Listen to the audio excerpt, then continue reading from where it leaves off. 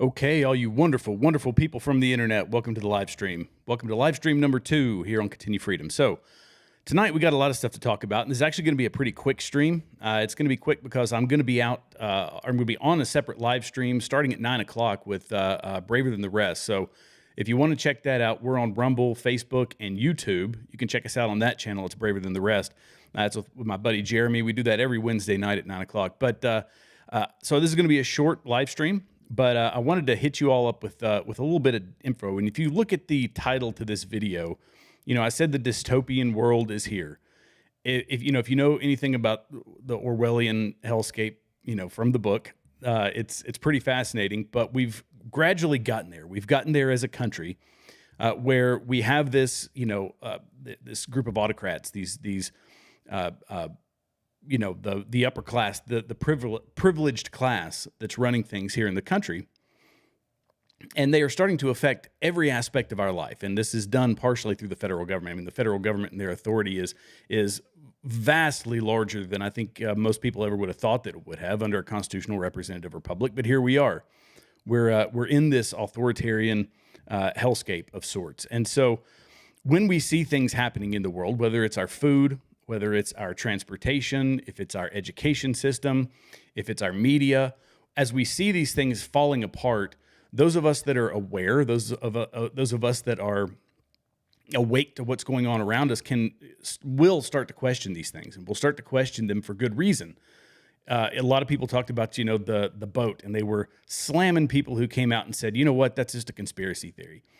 But we've lost that genetic part of our brain that's in every American, and that gene that was bred into us over 250 years ago that says we are supposed to be skeptical of the federal government. We are supposed to be skeptical of a technological and scientific elite. We are supposed to be skeptical of a military-industrial complex. All these things are in our brains, but we have through social media and other things, we've kind of let that go, and we've started to have this strange level of trust in the federal government, and this strange acceptance when things are happening to just brush it off and say, no, it's not that big of a deal. It's not that big of a deal. I'm just going to go back to my cushy life.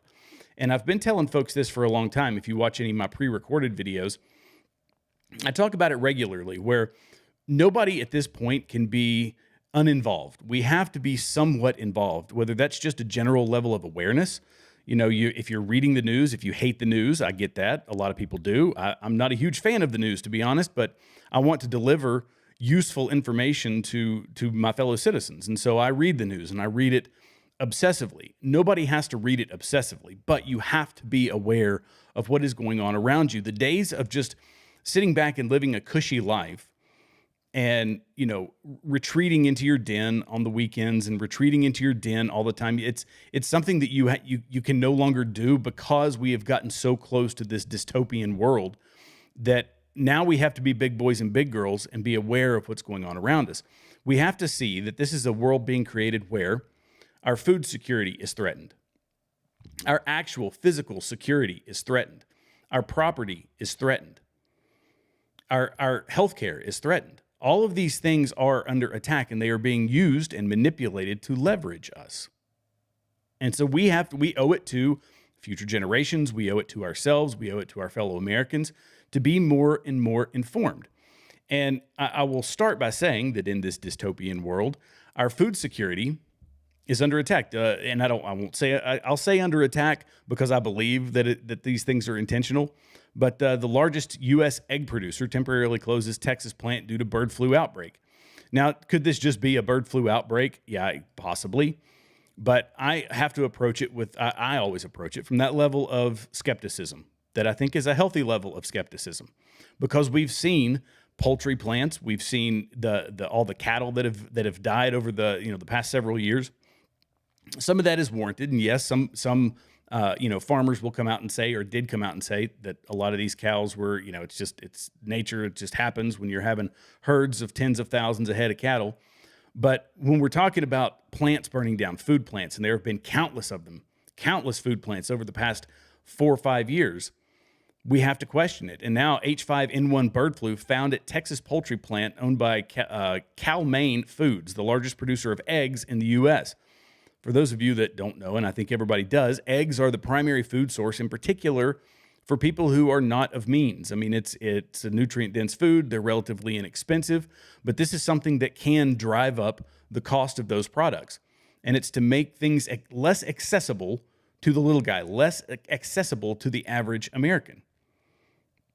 So do I think that this is intentional? I don't know, but it's certainly something we have to look at. It says production at the facility has temporarily ceased as the company follows the protocols described by the USDA. In adding, it added, noting there is no known risk relative to HPAI associated with eggs that are currently in the market, and no eggs have been recalled. So they're saying that nothing actually made it out. It made it through their screening process. But nonetheless, do we think that this is going to impact food prices? When they killed, I believe, I had the number here, but I just lost it, 1.6 million laying hens and 337,000 pullets are being culled. Culled means killed. So when you got to get rid of them, you got to dispose of them. So 1.6 million chickens. And that's a fairly substantial percentage of their total flock. I mean, it's not monstrous. It's 3.6% of the company's total flock. But do we know if this virus has spread to other chickens? Do we know if they've caught all of them? How long is this going to affect the production of our food? And again, they're not the end-all be-all. We've got more than one person producing eggs. But it's something to keep our eye on, because this is something that happens in, I will say that this is an example of one of the small things that tends to compound over time. So we keep our ear to the grindstone and we listen to see if any more egg-producing plants, or egg-producing farms, rather, are experiencing the same thing. If this becomes a recurring issue, then yeah, it's definitely cause for concern. But so many people, when I was looking at it on the internet, they were like, this is just, it doesn't matter. This isn't something that happens all the time. This is not a very, very common occurrence. Keep your ear to the grindstone. So amongst all the food insecurity, we saw it obviously during COVID because of the supply chains. Now we're seeing it with, actual production. Now, what about, I've hit this on the last live stream, but I'm going to continue to do it. What about the security of our property? Do we have the security of our property? This is part of a dystopian world where you have to take people's property. You will own nothing and be happy about it. That we've heard that from Klaus Schwab and the World Economic Forum on a loop for the past 10 years. Maybe not that long. I've probably only heard it for the past 6 or 7 years. You will own nothing and you will be happy about it. We've got BlackRock buying up all these residential homes, driving the cost through the roof. And on top of that, if you happen to have a home, it's no longer safe. Illegal immigrant squatters. This squatter problem is absolutely nuts, and most of it's being done in New York. But these squatters, they were released without bail after arrest on drug and gun charges near the Bronx School. So these people squatted in someone's home, and I was going to pull up my article, and the page just went away. Come on, post-millennial. Let's see. We're doing this live here. Where did that article go? Here it is. Illegal immigrant squatters were released without bail after arrest on drug and gun charges near Bronx School. The squatters were charged with criminal possession of a weapon, criminal possession of a controlled substance, and acting in a manner injurious to a child. 6 of the 8 were released. So 6 of they were arrested last week in the Bronx, have been released without bail, sparking outrage and raising concerns about public safety in the neighborhood. I've given folks that have been watching this stream half a dozen examples just over the past week of people that are stealing other folks' homes. This is their property. And what happens to those criminals? They're let back out. The recidivism rate is ridiculous, and it's going to be worse, especially when the police are not doing their job. The police are not enforcing the law, and they are putting their fellow citizens at risk. This is the same argument I was making yesterday, which is immoral, unethical, or illegal. If you do something that is immoral, unethical, or illegal, if you are told to do something as a police officer, as a Border Patrol agent, that is immoral, unethical, or illegal, that same thing should apply. I mean, it's these DAs are the ones that are just saying, no, we're not going to. So the cops did the right thing in this instance. They arrested them, but these Soros-funded DAs, and I'm going to assume that this is so I'm not going to can't say for certain, but I'm going to assume this is another Soros-funded DA, says, now we're going to let the rest of these folks go. Hector de Sousa Villalta, I guess that's how you pronounce it, who allegedly brandished a gun on the property, was released on supervised release by a Bronx criminal court judge. Despite the DA, so in this instance, it was the judge, not the DA. So despite the district attorney's request for bail set at $150,000 cash or $450,000 bond, subsequently 5 more squatters were released after the arraignment, according to the New York Post. Despite the severity of the charges, the 6 individuals were granted release without bail, with law enforcement failing to clarify why some men were being held and others were let go. The landlord wanted to evict them, but the NYPD told them no. So this is the back and forth. This is the confusion. It's even creating confusion with me. So people take someone's property. The obvious answer is that person is arrested. They are kicked out of the home. The person can change the locks. They can repair all the damage that this person left behind. But the NYPD says no, because the laws that we have say that you have 30 days, that they can sit in there, reside in there, take your home, take your property for 30 days, and then you can't do anything about it. Now you got to pay the hundreds of thousands of dollars to get your property back. And it says here, deport them, a Spanish-speaking immigrant neighbor said about the illegal immigrant squatting. The controversy in New York comes as concerns regarding squatting have prompted legislative action elsewhere, notably in Florida, where Ron DeSantis recently signed a law restricting so-called squatters' rights.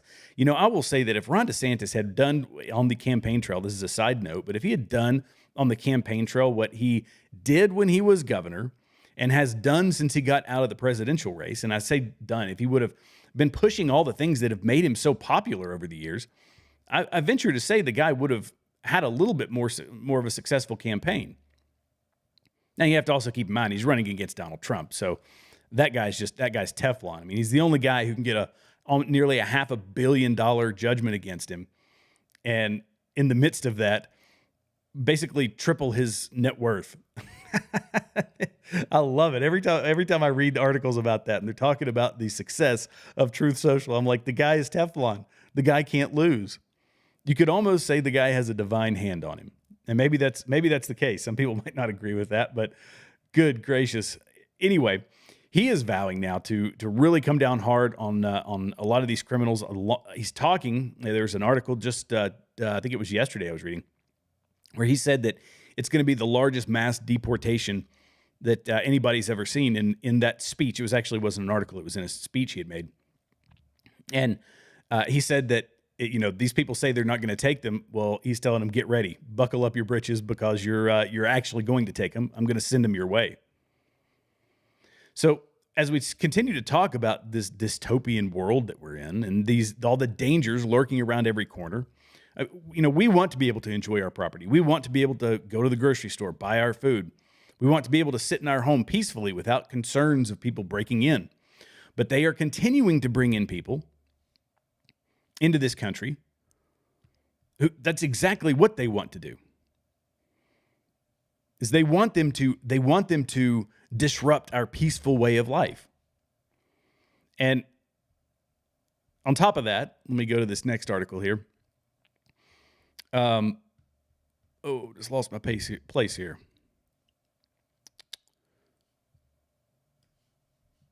Let's pull this up on Twitter. This is the type of policing that we get instead. Just a typical night in Philly, right? Where are the cops? And this is not just an isolated incident, by the way. This is something that we've seen over and over and over and over again. Countless videos of the fistfights, countless videos of the people, just the violence. That people are on such edge that they're flying off the handle at a moment's notice. This is a guy inside of an elevator. 61-year-old dude, I think he was 61, gets laid out by a guy. So yeah, 61-year-old Richard Regan. It gets worse. Reagan was forced to undergo brain surgery due to the attack, spent 30 days in the hospital, and now lives with frequent seizures. What happened to this guy? He gets let out. Why? Because he said he had diabetes. Soft on crime. Nobody should feel safe. This isn't, you can't see things like this on a loop like I do.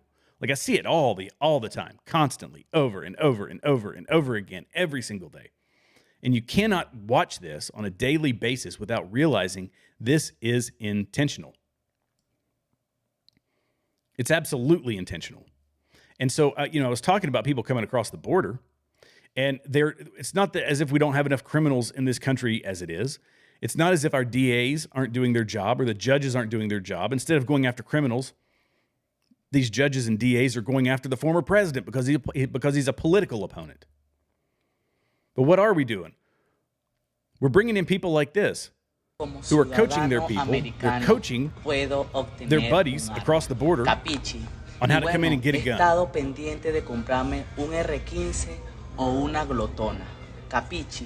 Miren los precios, papi, de esta belleza. $1,000, $700, $600, $800. And by the way, this is the same guy that was coaching people, but via Instagram, via social media, via TikTok, I think it was TikTok. He's actually coaching people on how to come across the southern border. Or not how to come across the southern border, how to squat in homes, how to take homes. So food insecurity, physical security, security on the streets, security in our homes, importing criminals, all of this happening in such a short period of time. It's sad, but it's something that we can fight back against. This is why, when people that are wishy-washy about Trump, there's probably some never-Trumpers that are going to, watch this video. And I would say that for you never-Trumpers, if you would just take a look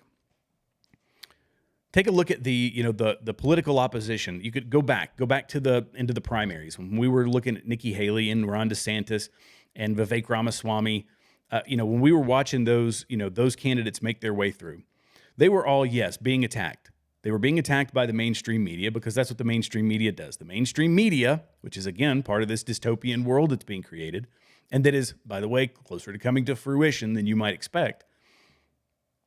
The media is controlled, but they are going hard after Donald Trump, not just because he is the front runner, but because Donald Trump is the one guy who sits outside the system entirely. Vivek Ramaswamy was on a similar level, but they didn't seem to go after him as hard, probably because he didn't have a chance to pass up Donald Trump. But they are going after, the reason they started from the moment he came down that escalator is because he does not reside inside of the system. There is a very clear system at work here. And it's funded by people like George Soros and BlackRock and all these large companies that are buying the politicians, that are setting the rules, that are writing the laws. George Soros found in a brilliant way, a sinister, evil, brilliant way, that it is more effective to go after local governance, to disrupt society at the local level because they wield so much power. And this is the end result. And there's places that are test beds. We always have to look outside of the U.S. We see ourselves as as the target. It's the one target that everybody wants to knock down, and it's a valid thought. But we have to look at what's happening in other countries as well, because we can look at Canada, our nearby neighbor, but we also can look over here in Ireland. So Ireland grants refugees and asylum seekers the right to vote. Well, that's shocking. Do we think that would ever happen inside of America? Do we think that we'd ever give illegal immigrants the right to vote inside of America? Surely not. Surely not, I say. Well, yes. Number of voter registering without a photo ID is skyrocketing in three key swing states. I actually went to those records and looked through it, and this is valid data. So since the start of 2024, Texas is 1.25 million. Pennsylvania, 580,000. And Arizona, 220,000. These are people registering without photo ID. Oh gosh, I didn't show it to you. Here you go. Sorry. So there's 16 states right now, I believe is the last count, where people can vote without ID.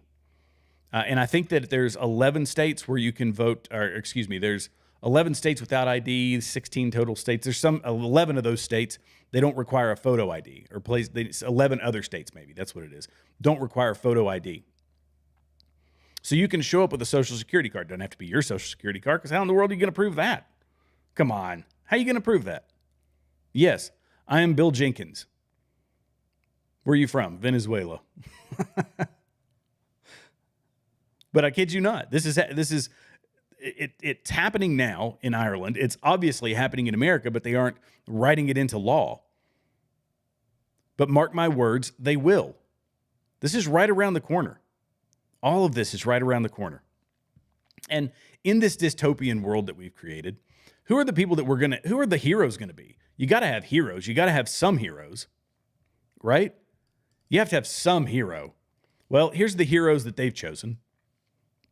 Harry Dunn, a guy who perjured himself about January 6th, a guy who has proven to have lied about his entire experience at January 6th. And you should see the swooning over this guy on social media. It is absolutely repulsive. You're a hero. You're a champ. You're the greatest. He's getting got awards from President Biden. They had this very dramatic video made about him. Oh, Officer Harry Dunn, fighting off all the evil racists and this, that, and the other. Although, come to find out, thanks to the reporter from The Blaze, we realized that all of that, 100% of that, was absolutely bogus. Completely, the guy perjured himself. He runs for Congress. So we have to lose faith in the system. That's the other check mark that's ticked off when you look at people like Harry Dunn. When you look at the people that step up in front of Congress and bold-faced lie, go to court and bold-faced lie, and the judges back them up. They don't care. You got to lose faith in the system.